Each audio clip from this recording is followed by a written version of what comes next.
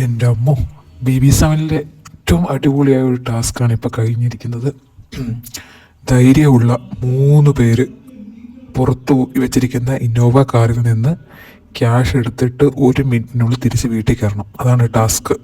3 പേർക്ക് മാത്രമേ ഈ ടാസ്ക് കളിക്കാൻ പറ്റുള്ളൂ. അത് പിന്നെ കണ്ടസ്റ്റൻസിൽ തന്നെ ധൈര്യമുള്ള 3 പേര് സെലക്ട് ചെയ്യാനാണ് പറഞ്ഞിരിക്കുന്നത്. അപ്പോൾ ആരാണെന്ന് വെച്ചാൽ ഇറങ്ങി തിരിക്കണം 3 പേര്.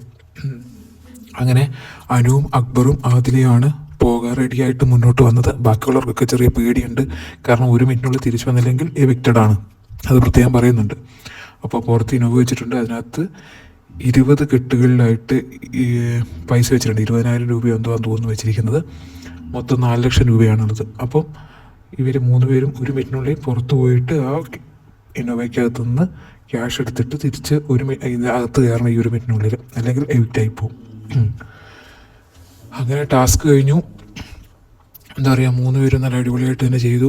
ഏറ്റവും കൂടുതൽ ക്യാഷ് എടുത്തത് അനുമോളാണ്. 1,40,000 രൂപ അനു എടുത്തിട്ടുണ്ട്. മൊത്തം 2,20,000 രൂപയാണ് എടുത്തിട്ടുള്ളത് എല്ലാവരും കൂടെ.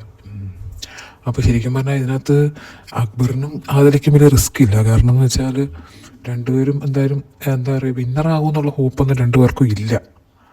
ഫൈനൽ 5 തന്നെ കയറുമെന്നുള്ള ഇത് 2 പേർക്കും ഇല്ല. പക്ഷെ അനുമോളെ സംബന്ധിച്ച് ഇത് വലിയൊരു എന്താ പറയുക, ഒരു ട്രാപ്പായിരുന്നു ശരിക്കും പറഞ്ഞാൽ.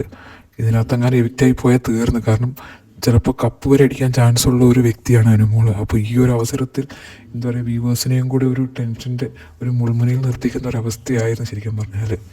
എന്തായാലും അനുമോള് പെട്ടെന്ന് ഓടി വന്നു. പക്ഷേ അനുമോള് ധൈര്യം സംഭവിച്ച ഈ ഒരു കേസിൽ പക്ഷേ എനിക്ക് തോന്നുന്നത് അനുമോൾ ഇത് ചെയ്യാൻ കാരണം എന്ന് വെച്ചാൽ, ഇപ്പം കുറച്ച് ദിവസമായിട്ട് ഹൗസിനകത്തുനിന്ന് ഭയങ്കര ഒരു പീഡനമാണ്. PR എന്ന് പറഞ്ഞിട്ട് ഒരു രക്ഷയില്ലാത്ത അവസ്ഥയാണ്. അപ്പോൾ ശരിക്കും പറഞ്ഞാൽ മനസ്സും എടുത്തുപോയി. അപ്പോൾ എങ്ങനെ ഇവിടുന്ന് പോയാലും കുഴപ്പമില്ല എന്നൊരു അവസ്ഥയിലാണ് ഇപ്പോൾ അനുമോൾ നിൽക്കുന്നത്. എനിക്ക് ശരിക്കും പറഞ്ഞാൽ അനുമോളുടെ അവസ്ഥ കണ്ടപ്പോൾ, ഇതിൽ പോകുന്ന കണ്ടപ്പോൾ ഓർമ്മ വന്നത് പഴയൊരു സിനിമയാണ്, ആനവാൽ മോതിരം എന്ന് പറഞ്ഞൊരു സിനിമയുണ്ട്. അപ്പോൾ അതിനകത്ത് ഈ പറഞ്ഞ പോലെ ശ്രീനിവാസനാണ് നായകൻ. ശ്രീനിവാസൻ ഒരു പോലീസാണ്. അപ്പോൾ ശ്രീനിവാസന് എന്താ പറയുക, ഭയങ്കര പേടിയാണ്. പോലീസൊന്നും പറഞ്ഞില്ല, ഭയങ്കര പേടിയാണ്. പ്രതികളെ ഒന്ന് പിടിക്കാൻ എന്താ പറയുക, പുറകെ നടന്ന് പിടിക്കാനൊന്നും പുള്ളി മെനക്കെടില്ല, കാരണം ഭയങ്കര പേടിയാണ്. അപ്പോൾ അതിനിടയ്ക്ക് ഒരു പ്രാവശ്യം എന്താ പറയുക, ബ്ലഡ് എന്തോ ടെസ്റ്റ് ചെയ്തപ്പോൾ മാറിപ്പോയിട്ട് ശ്രീനിവാസന് ബ്ലഡ് ക്യാൻസറാന്നുള്ളൊരു റിസൾട്ടാണ് കിട്ടുന്നത്. അപ്പോൾ അത് കണ്ടപ്പോൾ പുള്ളി പിന്നെ ഭയങ്കര എന്താ പറയുക, പേടിയൊന്നും ഇല്ല, കാരണം എന്തായാലും മരിക്കാൻ പോവുക. അപ്പോൾ പിന്നെ എന്തും പറട്ടെ എന്നുള്ള രീതിയിൽ പിന്നെ പ്രതികളൊക്കെ ഓടിച്ചിട്ട് പിടിക്കുന്ന ബോംബ് വെക്കുന്നിടത്തൊക്കെ പോയിട്ട് എന്താ പറയുക, അതൊക്കെ പിടിക്കുകയൊക്കെ ചെയ്യുന്നതാണ്. എനിക്ക് വെച്ചാൽ ഭയങ്കര ധൈര്യം, എന്തായാലും മരിക്കാൻ പോവുകയാണല്ലോ, അപ്പോൾ ഭയങ്കര ധൈര്യം. അതേപോലെയാണ് എനിക്ക് ഇന്ന് അനുമോളെ തോന്നുന്നത്. കാരണം മടുത്ത് ഇനി ഇവിടുന്ന് എങ്ങനെയെങ്കിലും ഒന്ന് പോയാൽ മതി എന്നുള്ള അവസ്ഥയിലാണ് ശരിക്കും അനുമോൾ നിൽക്കുന്നത്. അപ്പോൾ എന്താ, പുറത്തു പോയിട്ട് ഇപ്പോൾ അകത്ത് കയറിയില്ലെങ്കിലും കുഴപ്പമില്ല, ഒന്ന് പോയി കിട്ടിയാൽ മതി എന്നുള്ള അവസ്ഥയിലൊക്കെ നമുക്ക് കിട്ടുന്നൊരു ധൈര്യം ഉണ്ടല്ലോ. അങ്ങനെയാണ് അനുമോൾ പുറത്തു പോയിട്ട് പൈസ എടുത്തിട്ട് വന്നേന്നുള്ളത് ഒരു എന്താ പറയുക, എൻ്റെ മാത്രം ഒരു തോട്ടാട്ടോ അങ്ങനെ, അതുപോലെ എനിക്ക് ഫീൽ ചെയ്തത്.